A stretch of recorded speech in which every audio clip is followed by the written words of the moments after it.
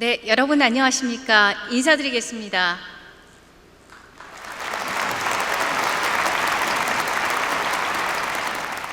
저는 무용역사기록학회 회장으로 있는 최일이라고 합니다. 제27회 신통일한국평화토론회 초대해 주신 윤영호 효정문화원 원장님, 진성배 효정학술원 이사장님, 문평래 세계평화무도연합 회장님, 송희철 세계평화무도연합 본부장님, 이화 관계자 여러분께 감사의 말씀드립니다. 오늘 제가 발제할 제목은 한반도 공동예술자원의 발굴과 신통일 한국을 위한 개발 전략이며, 주요 내용은 지난 2월 10일에 있었던 한반도 평화서밋 신통일 한국시대의 예술인의 역할에서 발표했던 공동춤문화자원으로 여는 환대와 우호의 한반도 평화통일의 내용을 발전시킨 것입니다.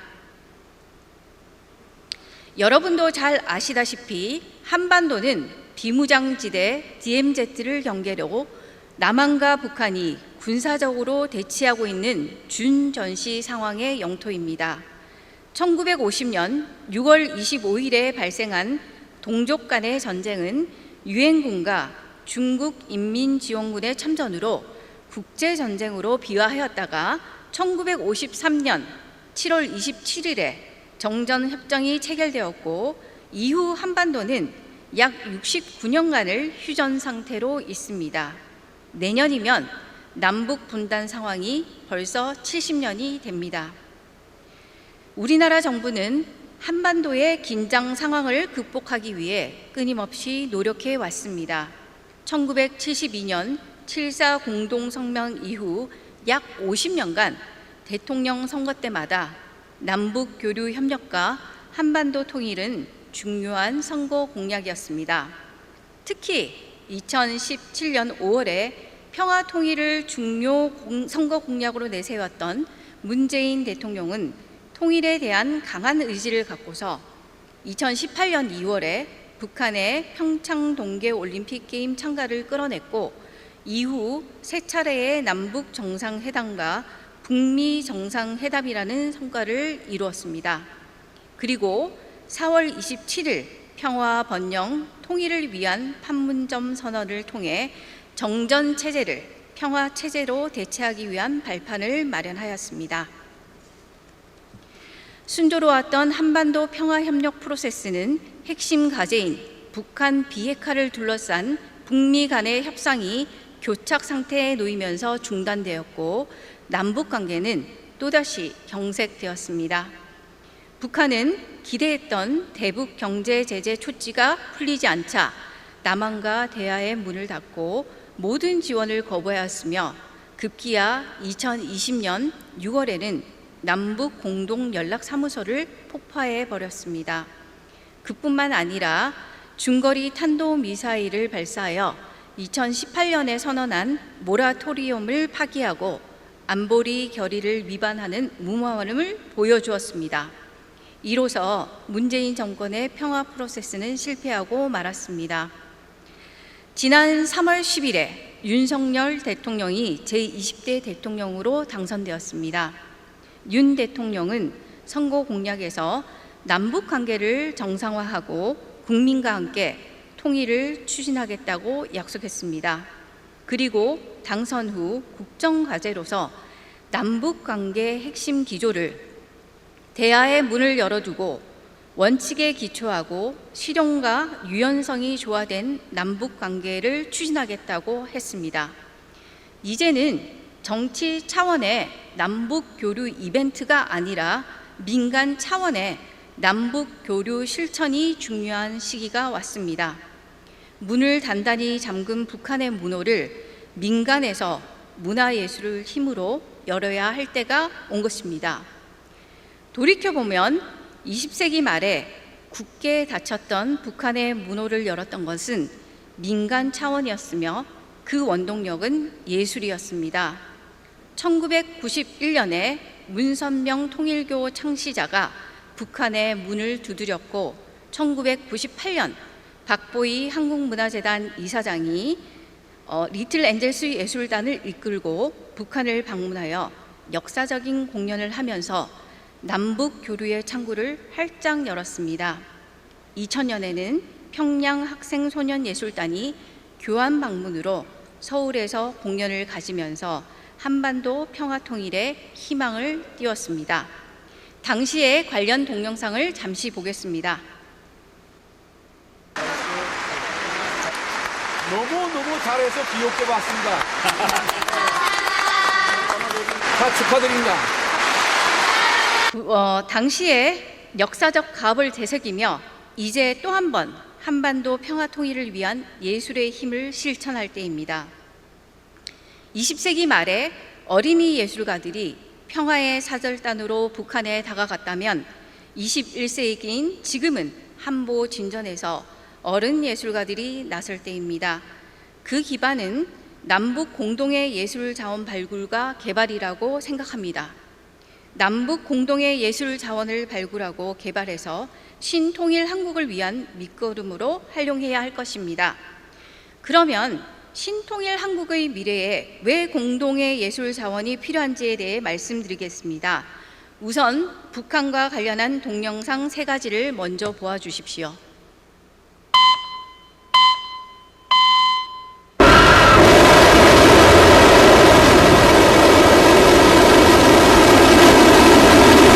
강성남 내일을 향하여 힘차게 전진하는 내 나라 강산에 밝아온 설명절의 이 아침, 여러분 설명절을 파란 꿈이 기적같이 펼쳐지는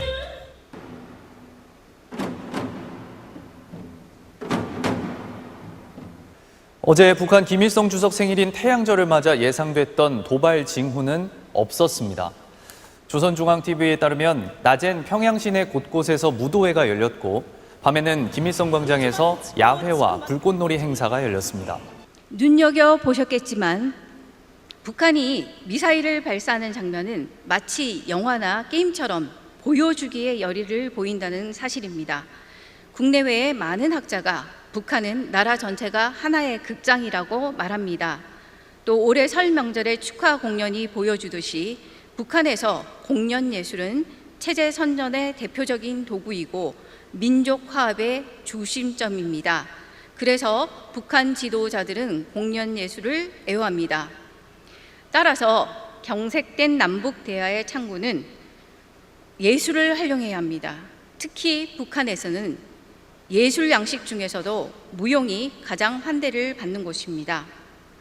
북한은 일찍이 세계적인 무용가 최승희가 월북하여 무용예술을 다졌고 김정은의 모친이 무용가였기 때문에 무용예술의 위상이 매우 높습니다. 김정은 모친의 최측근 동료이자 최승희의 마지막 북한 수제자 홍정화 여사가 지금 생존해 계십니다. 남한에는 또 다른 최승희의 수제자였던 아랫동서에 있던 김백봉 선생님이 생존해 계십니다. 따라서 남북한에는 최승희를 매개로 하는 공동예술 자원이 많습니다. 최승희가 한민족의 무용 체계를 세웠던 조선민족무용기본과 부채춤이 대표적입니다. 여기에서 잠시 관련된 동영상을 보도록 하겠습니다. 지금 잠시 보였던 이게 사진으로 보시는 분이 홍정화 여사입니다. 그리고 이 그림에 보이는 것이 조선민족무용기본이며 최승희가 만든 것입니다.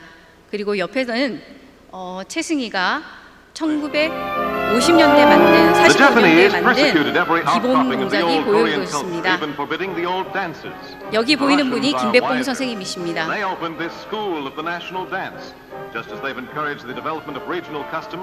이것이 한민족 모두가 사용하는 기본 무용이란 것입니다. 여러분이 잘 알고 있는 리틀 엔젤스 예술단 어린이들도 이 기본을 바탕으로 해서 춤을 배우고 있습니다.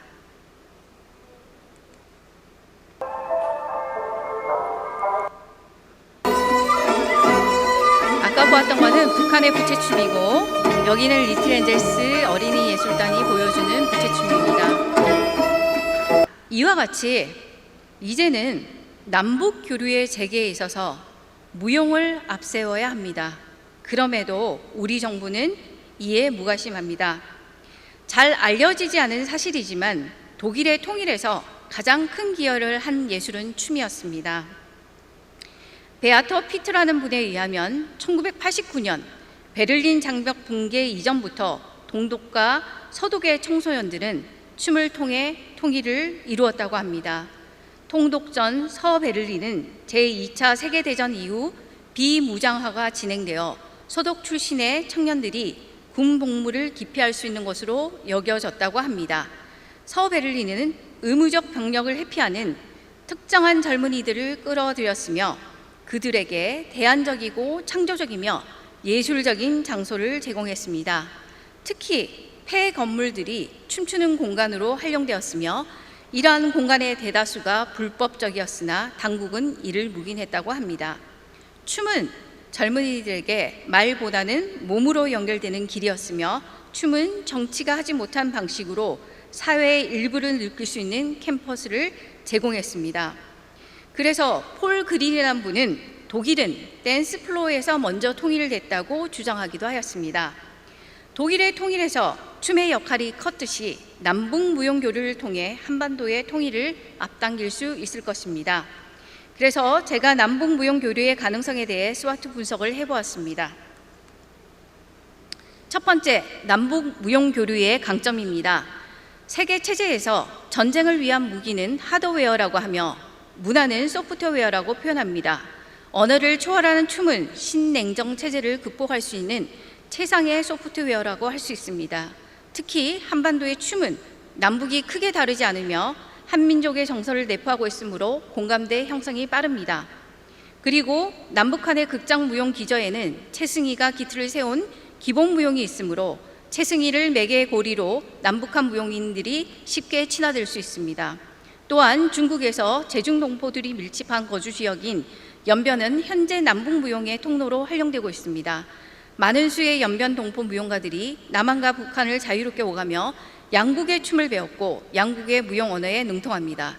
따라서 제중동포 무용가들을 통해 북한과의 커넥션이 가능하며 연변은 북한 무용가들이 쉽게 접근할 수 있는 영역이고 남한 무용가들도 가까운 거리에서 갈 수 있으므로 연변과 연변 무용가들을 남북 무용 교류의 거점으로 삼을 수 있습니다. 두 번째, 반면 약점도 있습니다. 우선 북한 무용계에는 여러 파벌이 존재하겠지만 남한에도 여러 이해관계로 얽힌 무용단체들이 많습니다. 따라서 교류를 위한 각각의 대표 창구가 부재하므로 누가 누구에게 또 어떻게 접근할 것인가에 대한 심사숙고가 필요합니다. 특히 한국 사회에서 북한 무용에 대한 이해와 인식이 부족하므로 남북한 무용 교류에 대한 반대 의사에 부딪힐 가능성이 있습니다. 그러므로 남북한 춤의 동질성을 확인하고 상호 신뢰를 쌓고 공동의 목표를 설정하는 등 교류를 위한 사전 작업이 필요한데 이에 대한 로드맵이 아직 부재합니다. 기회의 요소는 연변에 있습니다. 한중 간 교류가 셧다운이 되어도 북한 무용가들은 줌 회의를 통해 연변 무용가들과 수시로 연락을 주고받고 있습니다. 연변 무용가들 중에는 북한에 유학을 다녀온 분들이 많으며 연변의 무용교육 체계는 채승이의 조선민족무용 기본을 토대로 형성되었으므로 연변 무용가들과 북한 무용가들 사이에는 깊은 공감대가 있습니다. 따라서 남북 무용 교류에 대한 명확한 목표와 구체적인 계획을 세우고 중국 정부, 연변자치구, 연변무용협회에 교류를 위한 사전 작업과 매개 협조를 요청한다면 그 가능성이 높아질 것입니다. 위에 배에 앞서는 항상 도사리고 있습니다.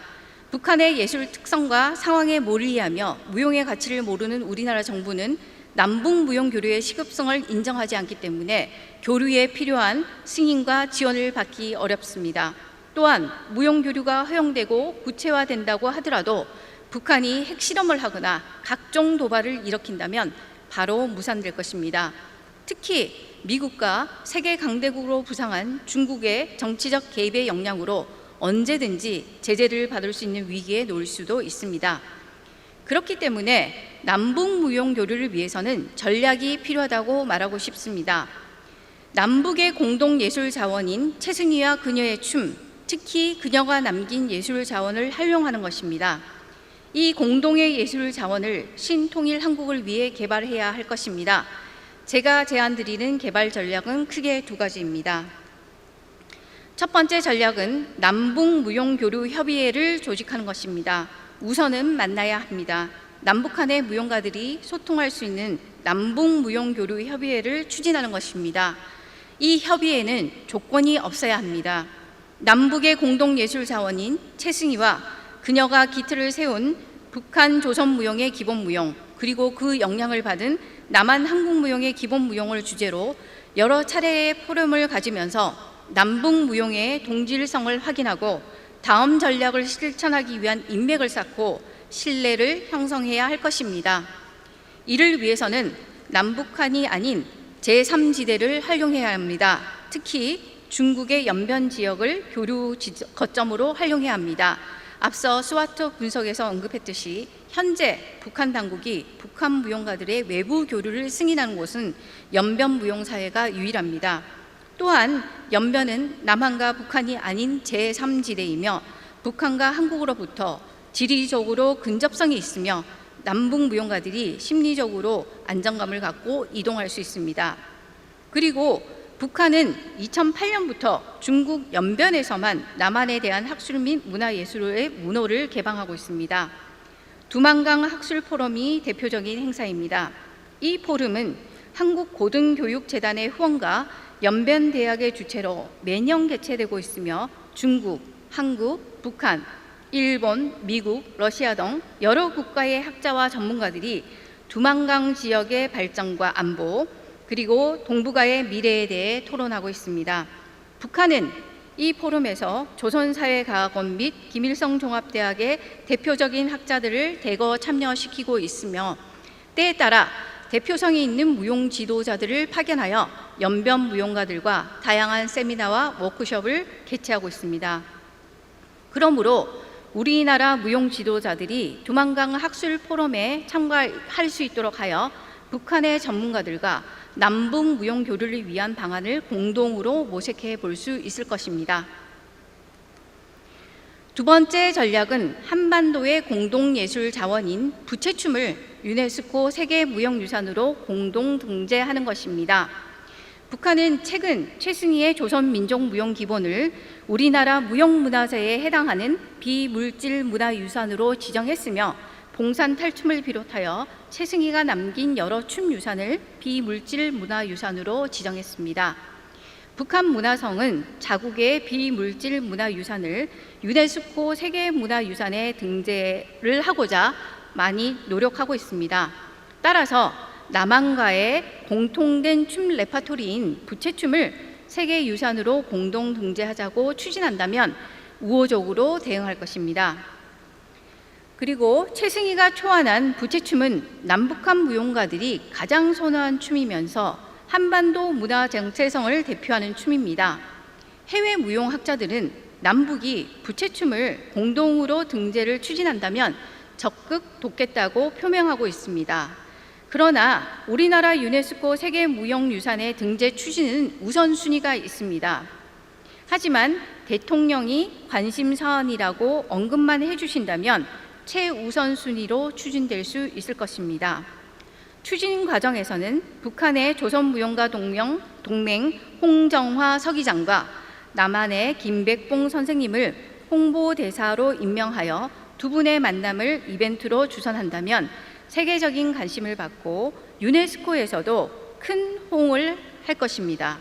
또한 두 사람을 매개로 하여 최승희 춤을 통한 상호교차 공연을 추진할 수도 있을 것입니다. 저는 1989년 그리스에서 열렸던 세계 민속무용축제 COF의 한국 대표로 참가하면서 통일이라는 것은 만남과 대화에서 시작한다는 것을 알게 되었습니다. 당시 이화여대 대학원생이었던 저는 강사 한 분과 한국 대표단으로 참여하여 전 세계로부터 모여든 무용가 및 무용학자들과 매일 밤을 마을광장에서 그리스인 조르바에 나오는 민속춤을 추며 우정을 쌓았습니다. 아직도 생생하게 기억하는 장면은 동독과 서독의 무용학자 두 분이 우애롭게 대화를 나누는 모습이었습니다.